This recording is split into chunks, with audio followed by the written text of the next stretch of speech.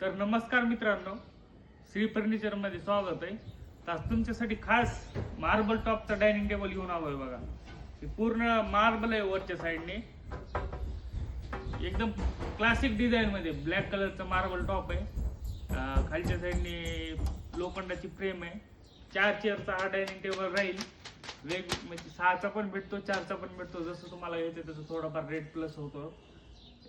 Chair दिलेली पूर्ण cushion मध्ये चेअर आहे बघा. ही वॉशेबल चेअर राहते, की आपण वॉश वगैरे करू शकतात तुम्ही.